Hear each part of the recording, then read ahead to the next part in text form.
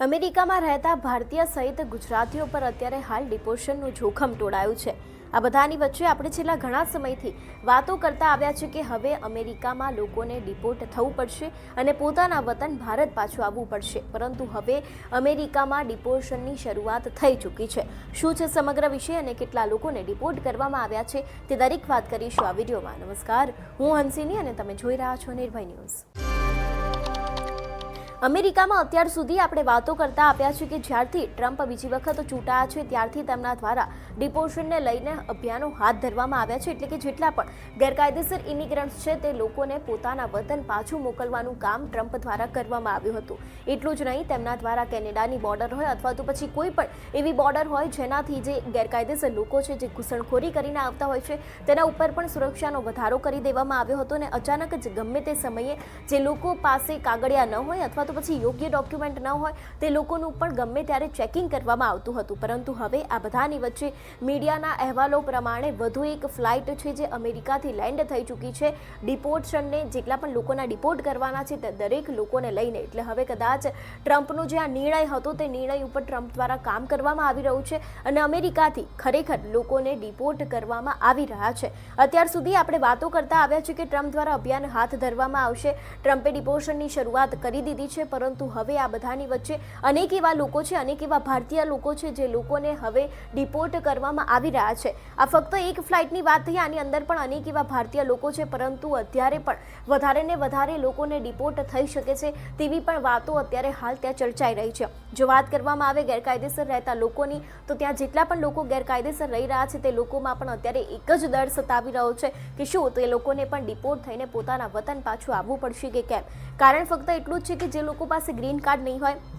અથવા તો પછી જે લોકો પાસે યોગ્ય ડોક્યુમેન્ટ નહીં હોય તે દરેક લોકોનું ગમે ત્યારે સરપ્રાઇઝ ચેકિંગ કરવામાં આવે છે, ગમે ત્યારે રેડ પાડવામાં આવે છે અને તે સમયે જો તમારી પાસે ડોક્યુમેન્ટ ન આવે અથવા તો પછી તમારી પાસે ગ્રીન કાર્ડની વેલિડિટી પૂરી થઈ ગઈ હોય છે અથવા તો તમારી પાસે ગ્રીન કાર્ડ ન હોય તો તમારે લોકોને પણ કદાચ આના ઉપર કાર્યવાહી થઈ શકે છે તેવું પણ તેમના દ્વારા કહેવામાં આવ્યું છે। એટલા માટે અત્યારે જેટલા પણ ગેરકાયદેસર લોકો છે તે લોકો છુપાઈને અનેક એવા અમેરિકાના નાના નાના જે ગામ છે ત્યાં પણ જતા રહ્યા છે। એટલું જ નહીં, ઘણા બધા લોકો તો એવા પણ છે જે પોતાના ઘરની બહાર નીકળતા નથી અને અત્યારે હાલ ત્યાંના પણ અનેક એવા લોકો છે ત્યાં પણ એવું ચર્ચાઈ રહ્યું છે કે જે લોકો ગેરકાયદેસર રીતે ત્યાં આવ્યા છે તે લોકોને પણ અત્યારે પછતાવો થઈ રહ્યો છે કે અમે લોકો આવી તો ગયા, પરંતુ હવે અમારે લોકોને ડિપોર્ટ થઈને નક્કી અમારા વતન એટલે કે ભારત પાછું આવવાનું જ છે। અત્યાર સુધી ગ્રીન કાર્ડને લઈને જે નિયમ બદલાયો હતો, જે અમેરિકાની જન્મજાત નાગરિકતા નહીં મળવાનો જે નિયમ બદલાયા હતા તે દરેક નિયમ તો ભારતીય લોકો ઉપર લાગુ થયા જ હતા અને તે લોકોને ભારે પડ્યા હતા, પરંતુ હવે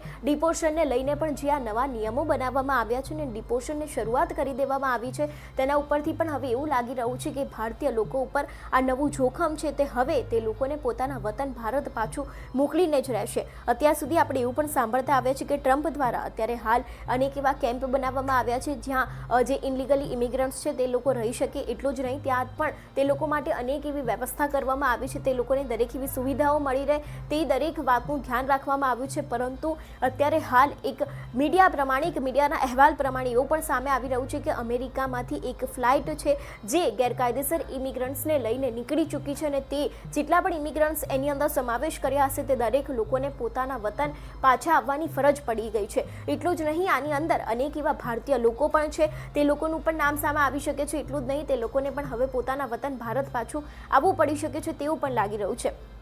અત્યાર સુધી આપણે ડિપોર્શનને લઈને અનેક એવી વાતો કરતા આવ્યા છે, કેનેડાને લઈને પણ આપણે અનેક એવી વાતો કરી છે, પરંતુ હવે આ બધાની વચ્ચે કદાચ અમેરિકાની જે અસર છે તે કેનેડા ઉપર પણ પડી શકે છે અને કેનેડામાં પણ ડિપોર્શનની શરૂઆત થઈ શકે છે તેવું પણ લાગી રહ્યું છે। જો કે હવે આગામી દિવસમાં જોવાનું રહેશે કે કેટલા ભારતીય સહિત ગુજરાતીઓને અમેરિકામાંથી ડિપોર્ટ કરવામાં આવે છે। એટલું જ નહીં, જો તે લોકોને ડિપોર્ટ કરવામાં આવે છે તો પછી તે લોકોના હાલ કેવા થાય છે અને તે બાદ તેમના ઉપર શું કોઈ કાયદેસરની કાર્યવાહી કરવામાં આવે છે કે કેમ તે પણ હવે આગામી દિવસોમાં જોવાનું રહેશે। તમારું શું માનવું છે આ વિષયને લઈને અમને કમેન્ટ કરીને ચોક્કસથી જણાવજો। તેની સાથે જ અમારી ચેનલ નિર્ભય ન્યૂઝને લાઇક, શેર અને સબસ્ક્રાઇબ કરવાનું ભૂલશો નહીં। નમસ્કાર।